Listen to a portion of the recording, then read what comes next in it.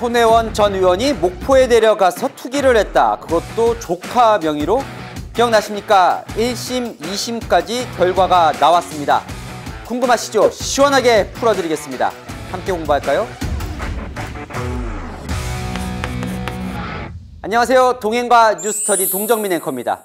저도 잊고 있었습니다. 이 의혹이요. 저 댓글로 주셔서 저도 공부를 해봤는데 마침 17일에 대법원 최종 판결이 나온다고 합니다. 이 판결이 더 주목받는 이유는요. 1심과 2심 결과가 달랐기 때문입니다. 1심 때는 손혜원 전 의원 징역 1년 6개월 판결이 나왔었는데 2심 때는 벌금 1,000만 원으로 떨어졌습니다. 두 차례에 걸쳐서 이 사건이 뭔지, 왜 1심과 2심 결과가 달랐는지 공부를 해보려고 합니다. 이 의혹 간단히 말하면 이런 거죠. 손혜원 전 의원이 목포 구도심이 개발될 걸 미리 알고 투기를 했다. 조카 명의로요. 자, 시작해볼까요? 자, 손혜원 전 의원 잘 아시죠? 자, 문재인 전 대통령의 부인 김정숙 여사와 고교 동창 사이입니다. 2015년에 민주당 홍보위원장으로 처음 정치권에 발을 디뎠고요. 2016년 정청래 의원 지역구를 물려받아서 공천받아서 국회의원이 됩니다. 지금부터 벌어질 일은 2017년 대선 전후 일인데요.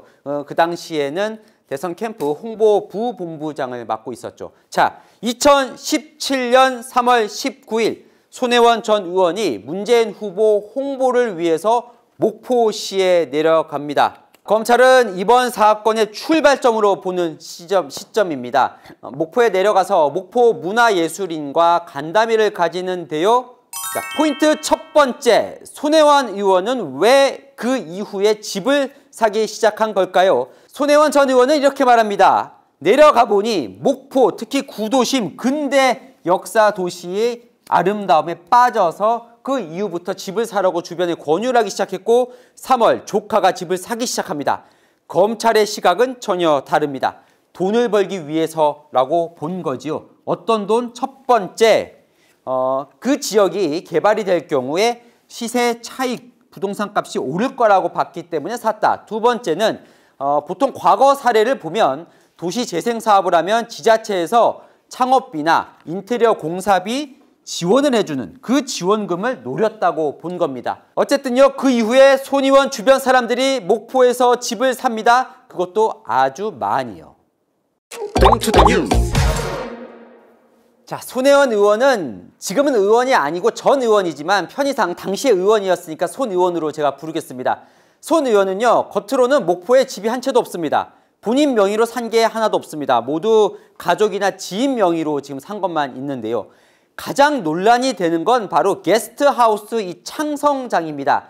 2017년 6월 15일 이 창성장 건물과 토지를 사는데요. 이 건물의 3분의 1은 손혜원 의원 조카 명의로 사고요.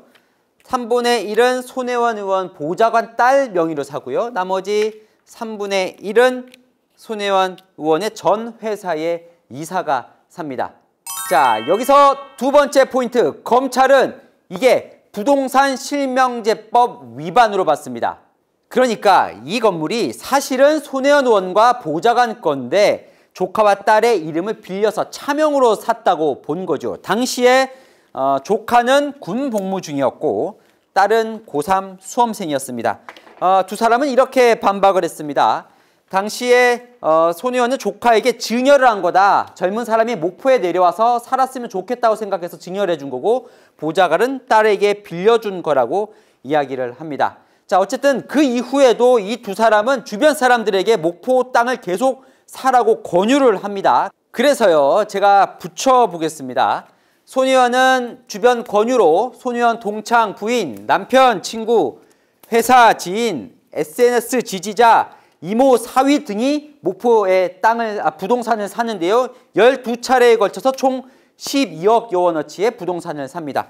보좌관도 주변에다가 이 목포 땅을 사라고 하는데요. 친구 아들, 친구 딸이 그래서 보좌관, 친구 이 세 명들이 이 목포에서 삽니다. 자, 검찰 공소장에 따르면 보좌관은 부동산 값이 오를 거다. 손혜원 의원도 이미 2채를 샀다. 이런 식으로 말하면서 주변에 권유를 했다고 하죠. 자, 당시 상황을 보면 손혜원 의원과 목포시의 이해관계가 맞았다고 볼 수 있습니다. 목포시도 고민이 있었어요. 자, 2013년에 도시재생지원법이 통과가 됩니다. 그러니까 낙후된 옛날 구도시들을 새로 개발하는 이런 지원 사업을 할 수 있는 법이 통과가 되고요. 2014년에 목포시가 선도 지역으로 선정이 됩니다. 그런데 2015년 미흡, 2016년 미흡 판정을 받아요. 그러니까 뭔가 목포시로서도 뭔가 이 재생 사업을 살려야 되는 상황이었던 거예요. 그런데 마침 2017년 대통령 선거가 있었고 당시 문재인 대통령이 도시재생을 공약으로 내걸고 나왔습니다. 당시 이 공약 만들 때 손혜원 의원도 함께 작업을 합니다. 그리고 당선이 돼요. 자, 당선된 지 사흘 뒤에 손혜원 의원과 손 의원 보좌관이 목포시장실을 찾아가서 목포시장을 만나고요. 그로부터 6일 뒤에 목포의 한 커피숍에서 다시 만남을 갖습니다. 자, 커피숍에서 만난 게 5월 18일이었는데요. 당시에 목포시에서는 아예 이 자료를 들고 나옵니다. 뭐냐? 목포시의 요 지역이 선창권이라는 권역인데요. 이 지역을 도시재생 활성화 지역으로 정하겠다라고 하면서 이렇게 지도와 계획을 들고 나옵니다. 그리고 7월에 국토부가 아까 그 대선 공약에 맞춰서 50조 원이나 들여서 자, 거대한 도시재생 뉴딜 사업을 하겠다고 쫙 발표를 해요. 자, 목포시는 그 뉴딜 사업에 공모를 해야겠다 이렇게 생각을 합니다. 어디냐? 자, 목포시는요 1897년 아주 오래된 얘기죠. 항구를 엽니다. 그런데 그 개항된 그 항구가 오히려 일본이 우리나라를 침략하는 교두보로 쓰이는 아픔을 갖고 있어요. 자, 그래서 이 지역에는 이렇게 일본식 목조 주택들이 많이 남아 있습니다. 자, 이 지역들이 남아 있는 1897 개항 문화거리를 공모를 해서 지원을 받겠다고 결심을 한 거죠. 자, 그래서 손혜원 의원은 그 공모 신청을 하기 전에 국회에 불러서 포럼을 열어요. 그리고 목포시가 이걸 발표할 수 있는 기회를 주고 그 전날 본인이 이 지역을 개항 문화거리로 개발할 거다라는 자료를 목포시로부터 받습니다. 자, 그리고 10월에 공모를 신청을 하고요. 10월에 그래서 손혜원 의원이 국토부 간부를 불러서 목포시로 선정을 해달라라고 이야기를 합니다. 그리고 실제로 12월에 목포시는 이 1897 개항 문화거리가 유지사업 지역으로 선정이 됩니다. 그러니까 목포시와 손혜원 의원이 원하는 대로 잘 된 거죠. 그런데 여기서 세 번째 포인트, 검찰은 바로 이 법, 이 과정이 바로 이 법 위반이라고 보는 겁니다.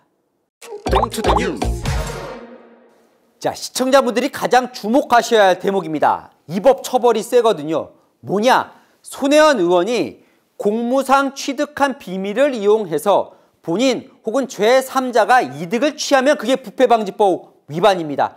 검찰은요, 손 의원 주변에서 집을 산 시점과 목포시가 도시재생사업에 선정된 그 시점이 일치하는 것에 주목하고 있습니다. 자, 여기 보시면 비밀이라고 써 있죠? 검찰은요, 이 두 자료가 비밀 자료라고 봤습니다. 그러니까 목포시가 손혜원 의원에게 비밀 자료를 미리 준 것이다. 그러니까 공무, 국회의원 신분으로 얻은 이 비밀 자료를 이용해서 이득, 집을 샀다 이렇게 보는 겁니다. 가족이나 지인들이 산 이 땅들이 모두 이 선창권 구역 내에 포함이 되어 있거든요. 자, 그러자 손혜원 의원은 이렇게 반박을 합니다. 자, 무슨 소리? 이 자료들은 비밀이 아니라 다 공개된 자료다. 그 전후로 주민공청회나 간담회 때 이미 공개가 됐던 자료다. 그리고 나는 이 집들을 주변에다가 돈 벌려고 사라고 한 게 아니라 이 지역 발전을 위해서 순수하게 이 지역 발전을 위해서 지역에 내려와서 살만한 사람들에게 권했을 뿐이다. 내가 만약에 차명으로 산 거라면 내 전 재산을 환원하겠다. 자, 그러면 법원은 어떻게 판결했을까요? 1심과 2심 판결 내용이 달랐다고 전해드렸죠. 그 재판 과정에서 이 2017년에 어떤 일이 있었는지도 다 드러나기 시작합니다. 그 내용은 손혜원 의원의 목포 투기 의혹 2편에서 이어가도록 하겠습니다.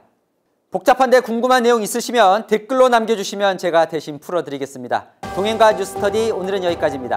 감사합니다.